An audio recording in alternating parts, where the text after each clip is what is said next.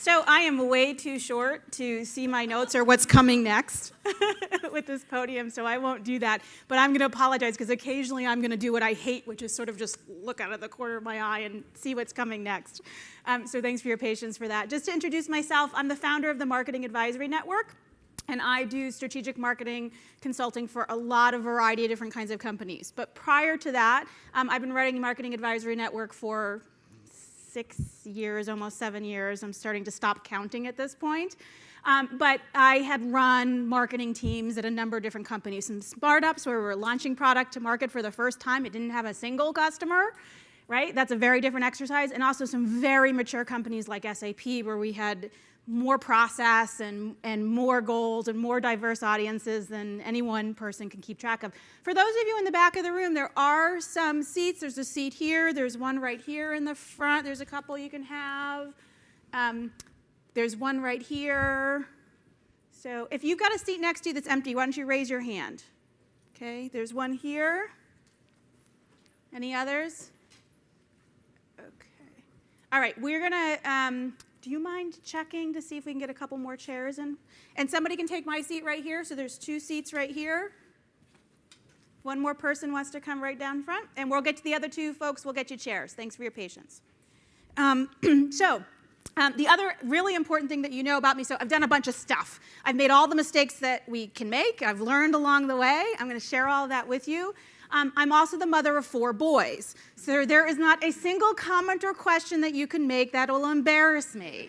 So consider that a challenge, but please make this interactive because the last thing any of us need to do in the morning is listen to my voice drone on. So I'm going to share a bunch of stuff. I'm going to stop. We're going to talk, interrupt me, ask questions.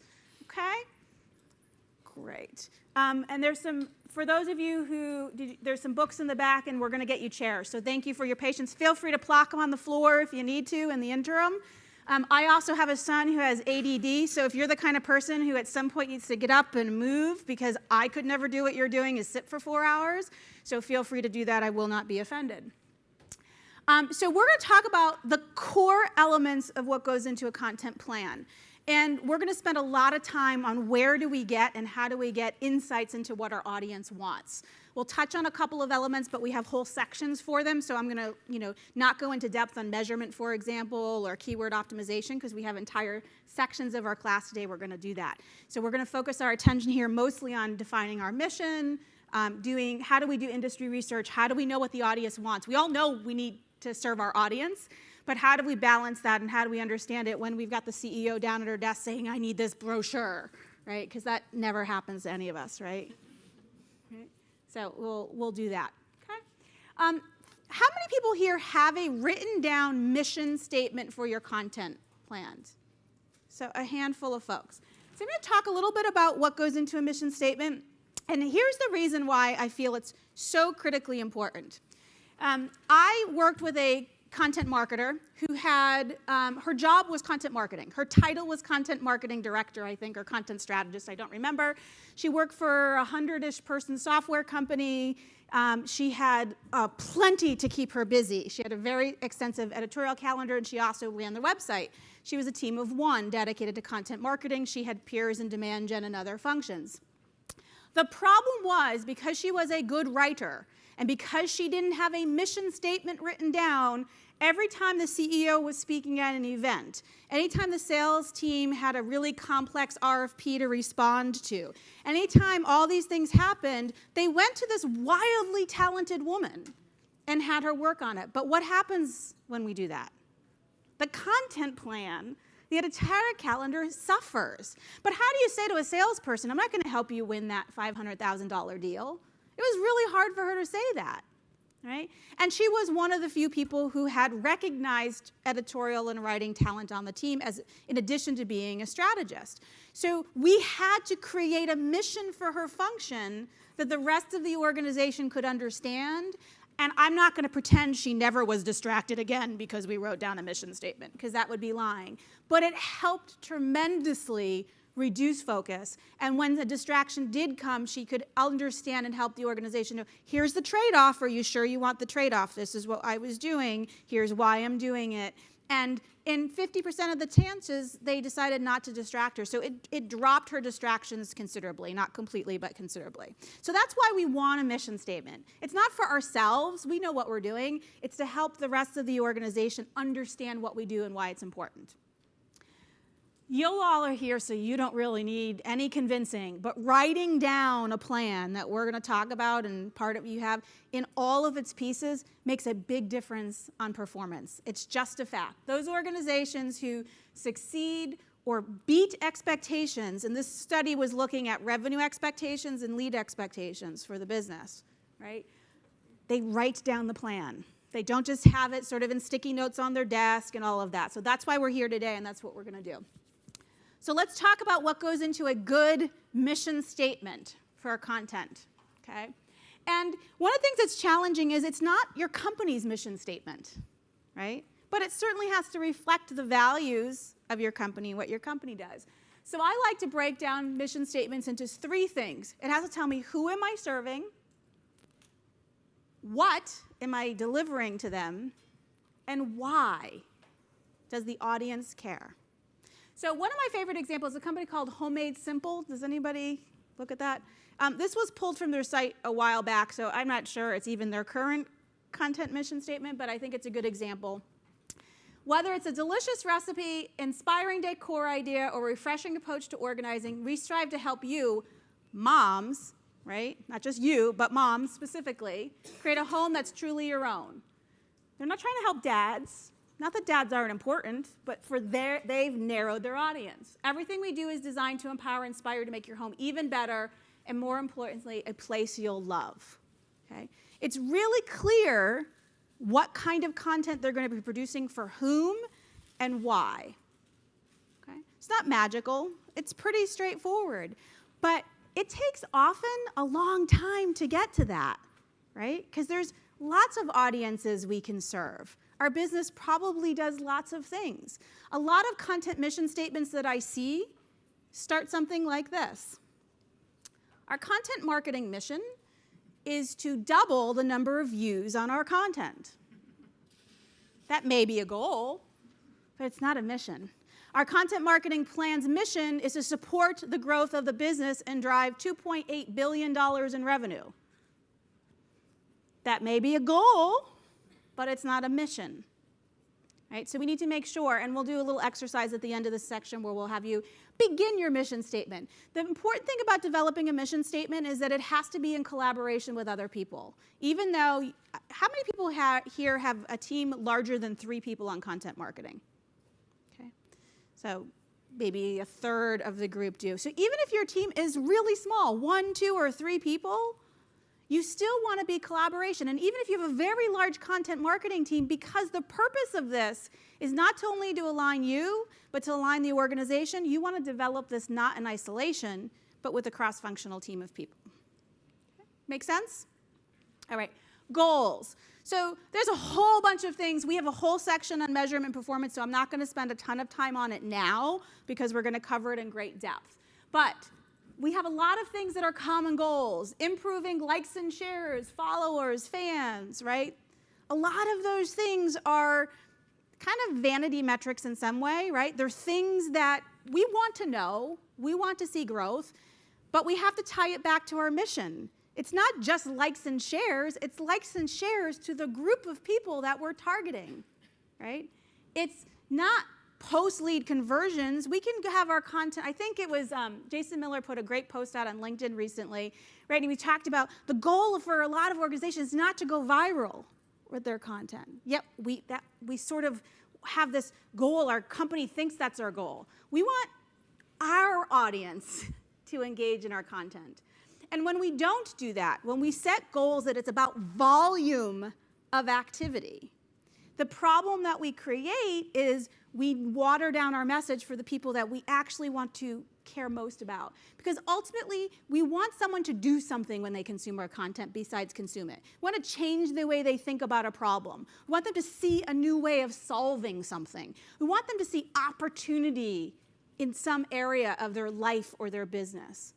And if we want to change how they think about something, we can't strive for the volume of activities. It changes how we write, how we create, the video content we produce, all of those types of things. So we're going to talk a lot about performance that's going to get us.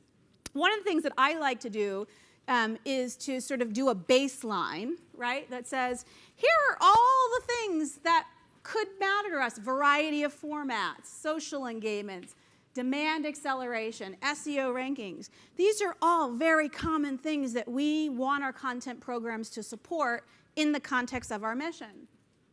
And we often set goals, sort of, let's say we're going to get 100,000 followers. Let's say we want 3 pieces that go viral, for whatever that means, right? We have to understand, where are we today against the things that we're doing? And where do we want to be over time? And measure that, and how are we doing against that? So again, I'm going to skip past this now because we're going to go deep into performance in a little bit. But it's important for us to understand no content plan can exist without understanding what we are doing today and where we want to go. And it's also important to not pick a million different things that you're trying to chase, because you're going to have to pick a couple things that are most important to you. You'll track dozens of things, and we'll talk about what those dozens of things are, but you have to understand how those dozens of things impact the 1 or 2 or 3 things that are actually driving the business. Make sense? Is anybody in here to create content for not driving business value? Just, it has a business where it is the content creation is the business. Okay? So this plan is going, might be a little bit different. There may be areas that you will want to adapt, because the assumption in a lot of this is that we're trying to drive towards very specific purchase intent of a customer that sometimes, or in a nonprofit case, perhaps I'm trying to get towards a donation as opposed to a purchase. When I say purchase, I mean any form of giving me something, right? Sometimes we give away our products for free and we're trying to drive usage. So purchase, usage, donation, whatever those things are, these sort of facets are important, but I might use words that are different for your business. Okay? All right. So we've talked about this. I'm going to skip this because we're going to talk about it. So let's talk about the most important thing to do, and I'm going to keep an eye on time here. How do we know what our audience wants? Right? We know we're not creating for ourselves, yet who we know best is ourselves, right? So how do we figure out what the audience wants? And we're going to talk a lot about that. So one of the things we need to do is we want to look at our direct competition. Whatever that direct competition is. That competition may be because a company has a product or service that directly is like what we do. It may be it's a competition for mind share, right? They may not do what we do, but we may be competing for eyeballs with their audience. It may be that we're competing with them for money, right? So I used to sell accounting software to small business owners, and I was literally competing with Corvette dealers. Right? Because these small business owners are making decisions: do I buy a new car today? Do I invest in accounting software and make my accountant's job a little easier? Seriously, that was literally the trade-off for some of these businesses, or that golf vacation or something else, right? So understanding what are we competing with and how are they doing?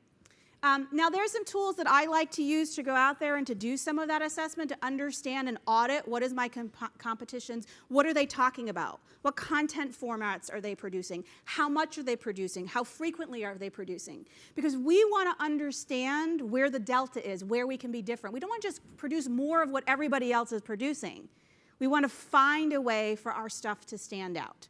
So there's tools like SpyFu, Cran. I don't know if any of you use that. BuzzSumo, of course. Does anybody have a favorite? Ritual IQ I kind of like because I can compare things. BuzzSumo.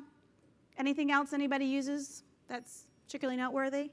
Do you guys, how frequently do you do competitor content audits today? Who does it more than once a year? Okay. So the challenge is can be time consuming and it can feel like a distraction, but I like to do this at least once a quarter because I think it's our competition responds to us. If we do a good job, our competition reacts to the job that we're doing. And so we want to make sure that this is something that you're doing on an ongoing basis. So your plan should have a baseline, set some goals against that baseline, like we used to do in PR, right? Market share goals we used to set. I'm not going to talk about keywords because Melissa is way smarter on keywords than I am, and she's going to have a whole module on it, so I'm going to skip it. But your content plan does need to know what terms are most important to you. And she's going to talk a lot about how to figure out what those are and how to get them into your content and such. But it is clearly a very important part of our plans and our strategies. The most important thing that we need to do, though, is understand what questions our audience wants answered. What kinds of information are they looking for? And we should interview our prospective audience. They're not always our current customers. When I've launched a product to market for the first time, I had no customers. Right? So I had to go figure out what the people that I wanted to be my customers wanted. And one of the tools, there's some great tools, and we're going to talk a lot about qualitative interviews in a minute. But before I do qualitative interviews, before I sit down and I talk to people, I want to have a baseline understanding so that the conversation I have is informed and useful, and I'm not starting from ground zero. So some of the tools that I use to do that are things like Quora. I can put in a keyword in there, and it tells me what questions the internet have asked about this topic. So you'll see I put in what editorial calendars don't suck. I was doing this for teaching a class on editorial calendars, right? And I can see the exact questions that people are asking, right? That's helpful. Now, I can't tell if this is my audience, but I understand the relationship to the topic. And so, and I go talk and do interviewing, I can understand and connect those things. Answer the public. Who uses this? Good number of you. Everybody should use this. It takes like 2 seconds. It's free. I put in a topic, editorial calendar, and it spits back, again, the questions people ask. The reason I like this form is this actually can be broken down by a couple of countries. It's not super detailed, but I can break down the UK separate from the US. And I like being able to do that because that's helpful to understand at least a little nuance, perhaps, in my audience. Tools like Apictions, BuzzSumo, all of these things, right? You come in and I put in topics and it tells me what are people writing about, what's shared most on these topics, right? These are all ways to begin to inform. Hi, if you want to come sit right here, there's a seat here you can have. Right there. Thank you. Yeah, you're welcome. Help yourself. If there's no empty chair in the back of the room, I think there's one right there. Help yourself. Thank you. Who here has never logged into BuzzSumo or any of these tools? Anybody? Okay. You're going to want to do it. These tools are really fantastic for seeing trending topics, what's shared most, what content formats are produced, who is producing content, right? Because some of the content we're going to produce ourselves, and we're going to talk a lot about today how to produce content, but good content plans also have content from third party. It's from people, so you want to know who's writing about this already. And it's not always that I'm going to pay them to create content, although sometimes you may, but I may comment on their content. I may share their content. I may do all kinds of things. So you want to understand who's producing that, what types of content, what's getting shared most. Okay, so these are all tools that you should do. So baseline, simple. Spend an hour, right? This is like a 1 hour exercise. It's not particularly in-depth. Understand what's important, what you think are the right topics, and start funneling. Then I want to do a content audit. I want to understand, what do I have? And most organizations are really good at understanding, what do I have in sales? What do I have in marketing? What have I published in the past? What has somebody else published? But we miss opportunities to use content in other parts of our organization. Does anybody here have like service and support group on your companies? No? You guys don't have support on your products and services? You do, right? Okay. Just making sure I'm not going crazy. And if you had me going, because I want your business model that means you don't need support. I want to know what that is, right? So there is a ton of information in your knowledge base, in what the support and services team did, if you have a training division. Even in your finance group, right? You have different kinds of interactions you have with your customers than the rest of the business. There is tons and tons in your investor presentations, right? In the presentations you give to the banks that your companies have. There is so much stuff hidden in organizations that you don't even know about until you start digging for it. Okay? all different kinds of things, landing pages, press releases, podcasts, right? Some of the content isn't in your organization. It's content that your employees have produced elsewhere in a personal blog, being a guest at an event, speaking at a conference, a podcast where they were hosting or were asked to speak, right? There's all these places we have content, and we want to understand what it is. So take the time, and we'll talk about how to create your personas next, right? Who is this content for? What stage of the buying process is it for, right? Am I trying to build awareness? Is it helping them make the decision about what vendors to choose, right? What's the content? Where is the asset? What is it? What's its format? And when was it last updated? Now, all old content is not bad. In fact, most of the time I find people say, I'm only looking at things that were done in the last 18 months. Yet they have these rich repositories of content that were built 2 or 3 years ago. And yeah, maybe you need to update a reference that they've made in it.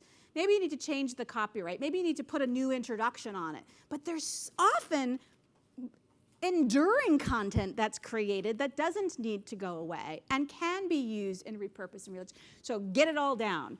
And this is going to take you a long time. If you've done this in a day, you haven't done it right. Okay? This takes a long time because you got to go figure out what don't I. You can do your stuff in a day, probably in an hour, but it's all these other hidden places in the organization that you have to go after, right? So this is a great way of looking at it, right? This is an example of looking at, okay, I've done my audit. How do I compare to the rest of the world? Now, writer access kicks butt, right? Content assets. Now, total number of assets isn't the most important measure, but it's helpful to understand, right? What am I producing in comparison to the people that I compete directly with? So once you've done your content audit, go back and look at your competition, right? Understand what they're producing, how frequently, in what formats, how much is the audience engaging in it? What are they producing that no one is engaging with? That's the best thing to know, so don't waste your time there, right? If they've made the investment and it didn't work, don't recreate that investment, okay? Here's another example of breaking it down by types of content. Sometimes people are talking about your topic. If you have a content and topic set that has a broad audience appeal, your competition and others are going to be talking about it a lot. So what you want to look for is, what's the type of content that may not be produced? Maybe there's just a ton of infographics and white papers, but no video content. Great. You spend your time and invest in the video content. You only knew this when you do an audit of yourself and you do an audit of your competition and you compare it, right? Now, I'm going to tell you something that's not popular in terms of publishing. So you should publish as often as you can create valuable content, okay? And when I say you, I don't mean you individually. I mean sort of have content produced, whether you do it yourself, whether you hire writers, whether you hire third parties, whether you repurpose content, all of those things. I don't want you to create an artificial part of your plan that says, we are going to publish every day for the sake of publishing every day. Because what will happen is you will produce garbage every day because you had a daily, that was your goal. What I want you to do is think thoughtfully about how often is content produced in the market? How often is our audience looking at things? What's the cadence that I need to have to keep mind share? And that I can produce good quality things that are going to be valuable. That's the publishing schedule you put. And you will get better over time. Writer Access outperformed their competition in terms of volume and content, leaps and bounds. You saw that chart. You didn't start that way, Byron, right? I'm guessing that you started somewhere and you built over time. So don't set yourself a goal of volume that's gonna distract from quality. It's a really common, dangerous mistake that happens. Did you have a question? Yeah. How would you handle like having an in-house content team and knowing like, they have to get work done, right? So like, how do you not set a schedule and go by quality without? So the question is, we've got a team, how do I keep them busy? And you do need a schedule, and you should create an editorial calendar. And if that works for you to do good stuff daily, that's probably the goal. But if you don't have a big enough team to support doing that, or you need them focused, if your baseline is so low that the only things you're doing today are blog posts, and long form content doesn't get pushed out every day, right? It doesn't happen. So you need to set the balance between what I need to do for my audience and what the business goals are, and come it down. You do want people being busy. I'm not saying leave people on the bench. I'm absolutely believe in editorial calendars and setting a schedule. I'm obsessive about schedules. I just don't want you to set a goal that is some benchmark around the world says I have to do things daily and the quality is not good. And I see a lot of organizations feel pressured to do that. And if you're pressured to do that and can't get away from it, then pick a daily format that doesn't require much work, and don't sacrifice your long-form strategic content to meet some volume goal of frequency. That's really what you have to make sure is you're not sacrificing one for the other, okay? And you have to have enough of a cadence to meet your audience's need, right?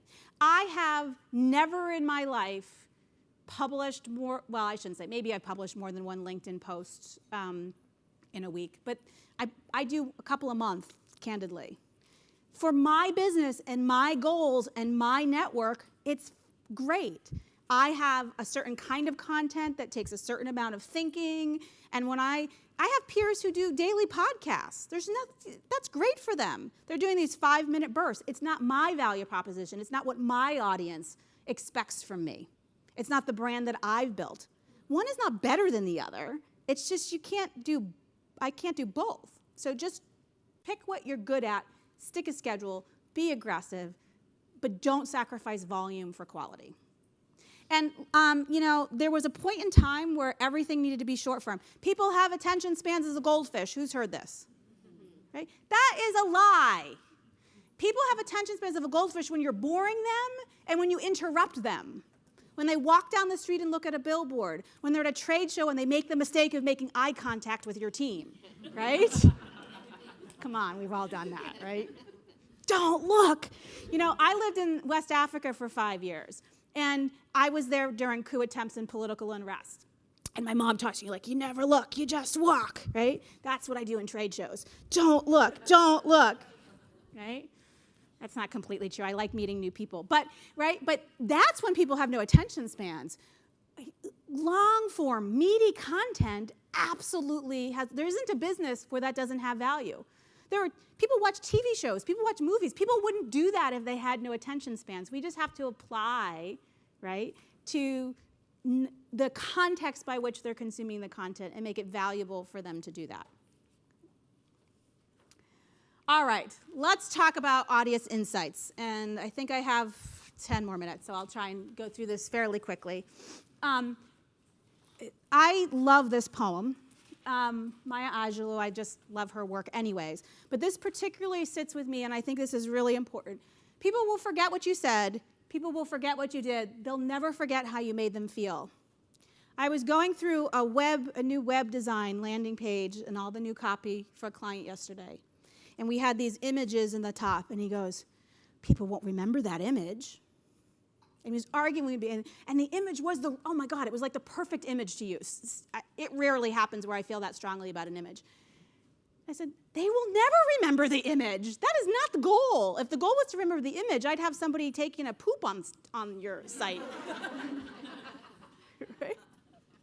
Seriously, I said that to him. He's a little shocked.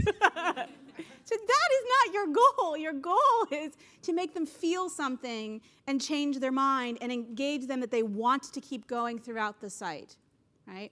And we talked about that. That is what our content needs to do. They're not going to remember the words. They're not going to remember exactly the advice we told. You're not going to remember exactly what I tell you today, but hopefully you're going to remember, oh, Samantha, that worked. I remember thinking that discussion on search engine optimization, great that Melissa read. I'm going to go back and look for an answer to something.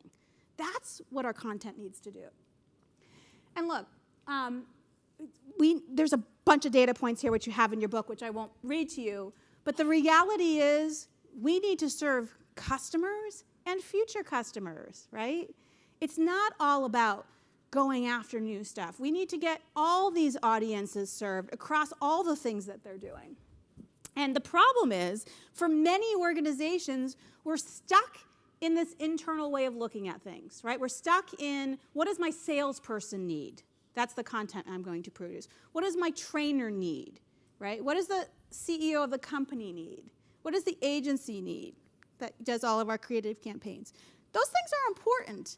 But if we really want to create an experience that's memorable, that makes people feel something, that makes people take action, change how they think about a problem, stick with them over time, right?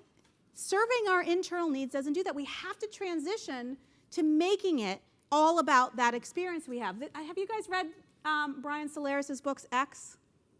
So I like Brian, and it's a good book, and you should read it. But I have to laugh. There's some pages in there that are visually beautiful, but the font is really hard for my 46-year-old eyes with like terrible thick glasses to read. And I had to laugh because I thought design might have gotten carried away from the experience of reading the book.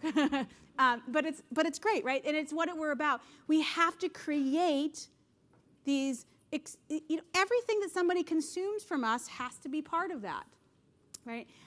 Because of time, I'm going to stick this example, but you have it, right? There's a great example in here about Starbucks, right? Where every time you walk in and they create something, they write your name in a cup, right?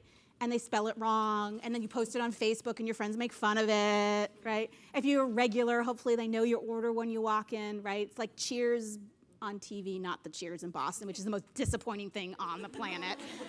Seriously. So disappointing, right? But they walk in, they know your name, right? So every interaction we have with someone, whether that's digital, whether that's physical, is an opportunity for us to make a connection to our audience. And we have to understand what are all those places we're interacting with people, and how does the content that we're producing impact that? Now, even if your mission is just for one piece of that, your content mission may just be about bringing people into the top of the funnel, or maybe just about converting people from one section of the buying process to a purchase, or maybe post-sale to serving customers and training them. And that's okay. Even if your mission right now is just that narrow slice, I want you to do a full content audit. I want you to think about the whole thing, because understanding how that fits into the bigger context will make your slice better. So we're going to look at all the things it is, right? Marketers are really great at driving to purchase, but most of the time our customers are not purchasing, right? They're purchasing for 0.5% of the time they ever engage with us. They're learning, they're using, they're recommending. But we as marketers hone in on and spend almost all of our money, if not our time, on this one little piece of conversion. Content marketers have the chance to break that, have an opportunity, and I'd argue an obligation. The reason content marketing surfaced separate from demand generation was so that we can look holistically at all the places that people are doing things. These are a couple of beautiful customer journey maps, and don't worry about making them beautiful. I have a friend who does just gorgeous, gorgeous work. The point that I want to make for you is that look, the buying journey is not linear. People don't go from one stage to the next stage, to the next stage, to the next stage we like.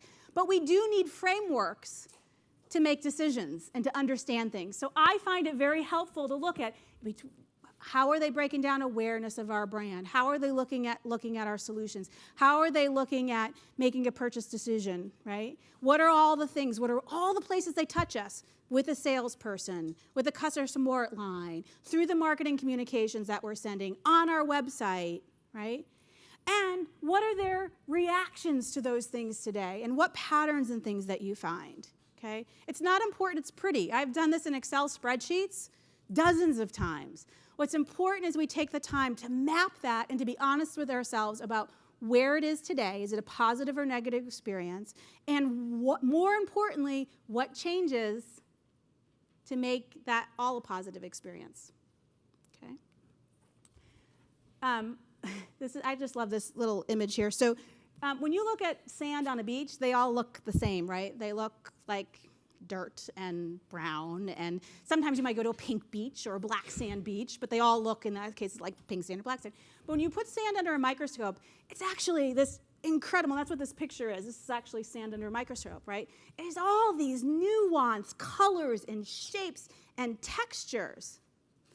That's what we need to understand. On the surface, our audience looks the same. It looks like moms. I'm a really different mom than every other mom in this room, right? And it doesn't make it important that you try and serve every individual mom. We need to group people together, but we have to understand enough to group people and serve people in ways that are useful. So let's talk about personas. A lot of people raised hands for personas. Have you produced those personas, or has someone in your company given you? If you've produced them yourselves, raise your hand. Good. About a third, a little less than a third. Okay. For those of you who did not raise your hand, who gives you personas? Shout it out. Yes. Your analytics team? Who else? Yes. The brand team. Okay. Any others? Okay. It's commonly a product marketing function or a product function. Often we'll do that. Personas are often done really poorly. So we could have an entire class where we teach you how to do personas. I have tons of resources, which I'll show you, but I do want to illustrate a couple of important points. So this lovely waving woman there on the left is actually my grandmother, Anne. And you can tell the time period from the ashtray that is in the picture. And the white pants and the fake pearls, right? So Anne is from Connecticut.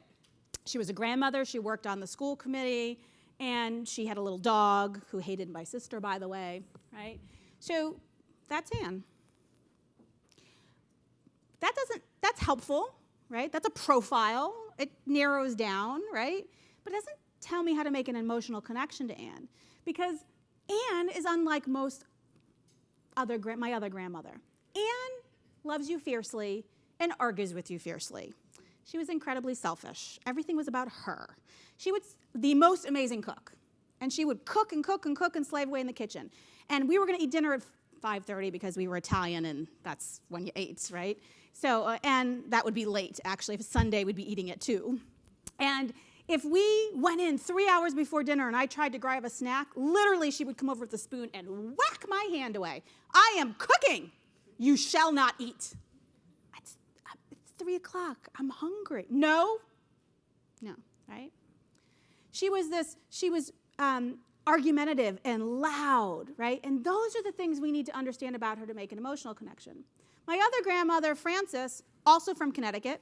She had a mean cat, not a mean dog. Not very important difference. She worked in an office, right? She had grandchildren. She was also a fantastic cook. But unlike Anne, who made decisions about how that impacted her, right? Frances was a server. When I went in there and said I was hungry and tried to sneak a snack, she'd say, "Get out!" but for a different reason. She would take out the watermelon, and she would cut it up into equal-sized cubes. To this day, I do not know how she did that. She would take the seeds out, because these were days before, she never bought seedless watermelons, but whatever. So she would take the seeds out individually for me. She would stop what she was doing to serve me dinner. The profile of Anne and Frances are the same. Grandmothers in Connecticut who worked in offices. Nothing about selling to them was the same. Their motivators, their personalities were distinctly different. So that's the persona we need to build. How do they make decisions? What's important to them, right? And we need to look across tons of places to get that information. Yes, we need our analytics teams to give us data, and there is valuable insight into data.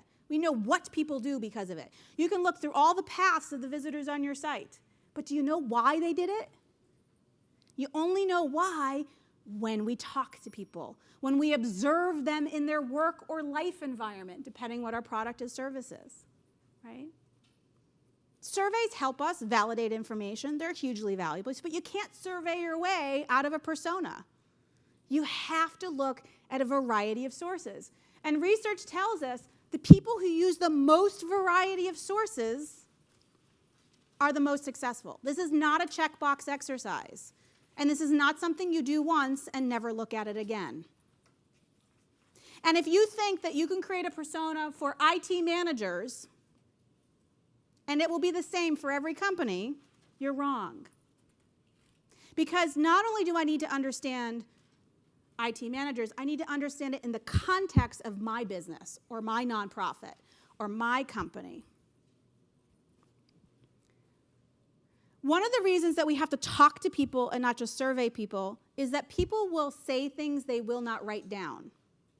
Even if you're not in person looking at someone, you hear things in pauses that you don't get from writing.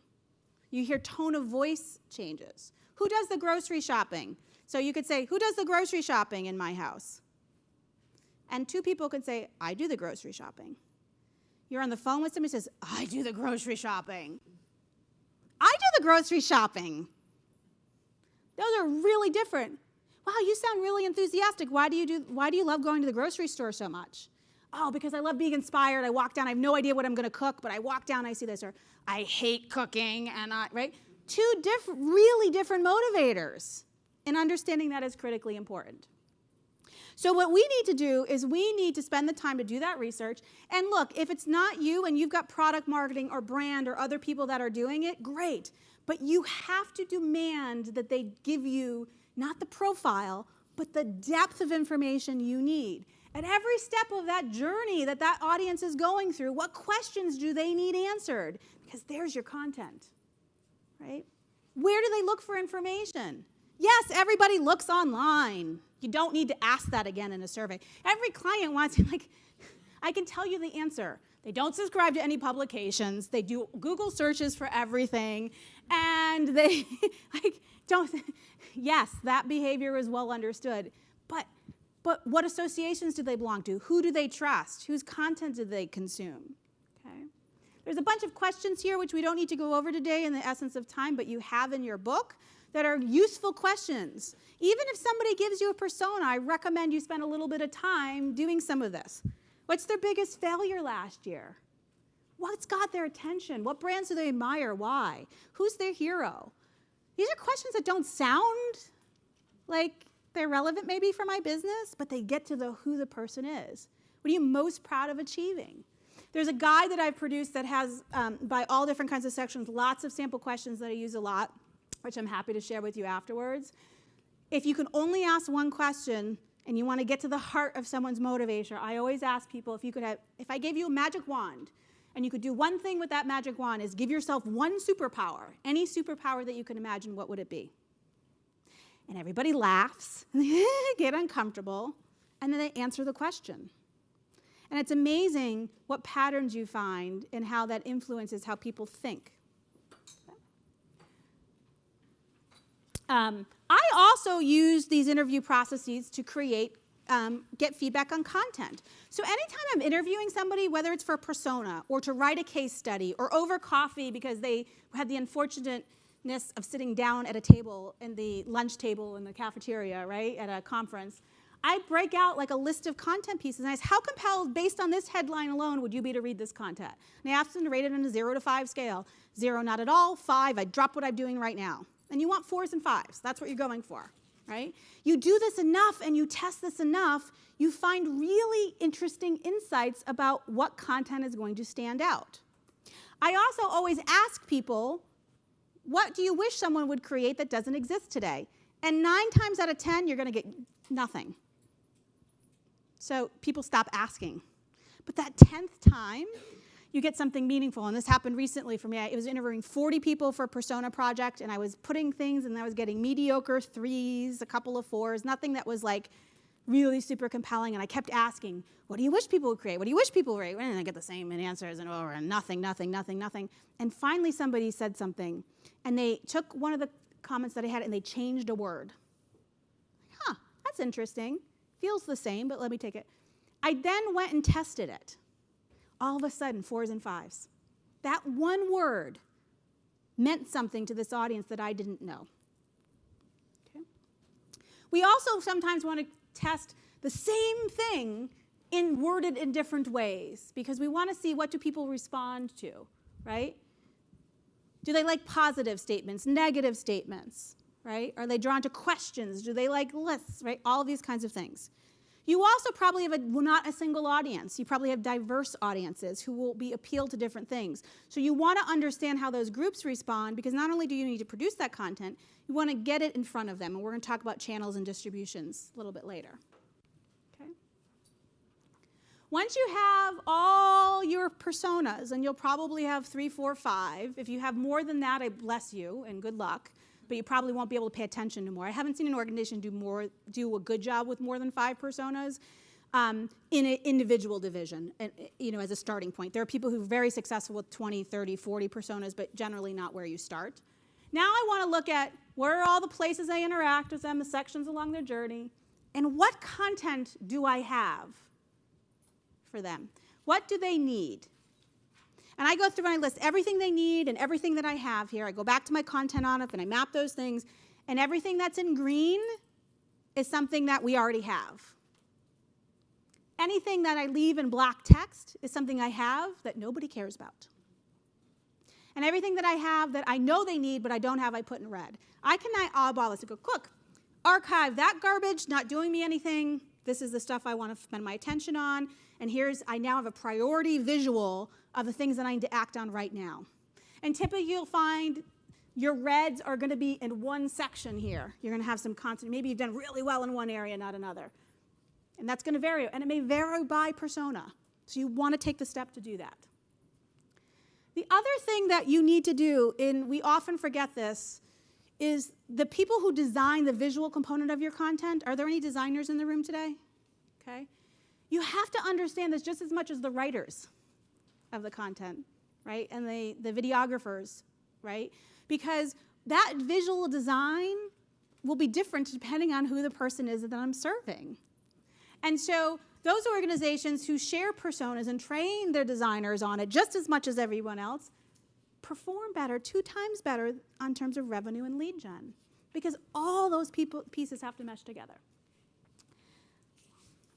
My last little bit on personas is, when you create content, you have, raise your hand if you have an internal review process. Those of you who don't, God bless you. I want to know how you convince somebody of that. Okay? You have some process that you go through. How many of you send content to your audience for review before publication? 1, yay! Okay? We don't do this. It takes us so long to get through our internal process, by the time we get to, like, I don't want to change anything, I don't want to know anything, it's done, I don't want to go back through that. But even an incredibly small sample size of 1, 2, 3 people in your target. Now, I'm not talking every blog post. I'm talking about substantial pieces of content, right, that you're creating. White papers, maybe it's a video series, right? If you spend time to create this meaty stuff, and we let our internal process determine its final output, we're missing the opportunity to have our audience. So talk to the audience. Ask them, was this useful to you? What's missing? What's confusing? Because when your internal people come back to you and want you to change something that you know is wrong, you now can prove it's wrong. This always makes it better. Yes? How? Pick up the phone and call and step somebody through it. I know she's looking at me like, you're crazy lady. So honestly, so I do this in a couple of ways. I always have a cadre of people in my audience that I either have, that I have a personal relationship with, that I've built over time. It doesn't start that way. And I don't hit them up all the time. I never hit somebody up more than once or twice a year with a piece of content. And I email them and I say, we're about to release this and I'd really love to get your feedback on it. And I put those 3 questions. Happy to talk with you, it's useful, or feel free to email me, right? And then I follow up with a phone call saying, hey, I sent you an email with that information.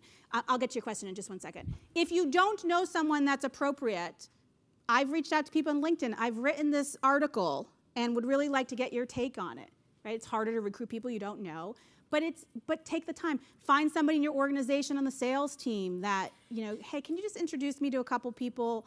I really want to make sure this is spot on for them, right? Go to events and show people, like all those forms. So it does take an extra step, but it's worthwhile. Your question? So I was just going to add, we actually use our trusted customers. Yep. It helps build the relationship and keep the relationship with them. So if you have a customer advisory board or you have some customers that you have a great rapport, it's a great way to do that. So we use it a lot for when we're trying a new piece of content. Yep. So for example, we wrote a really hokey poem for this conference we went to a couple Yeah. weeks ago, and I was like, I think this is weird, but we sent it to the customer. Yeah. It's like, change these things, it's actually really fun. Good, good. So I know I'm running out of time, so I'm going to just do 2 quick things, and I'm going to be around so we can talk some more about this as well.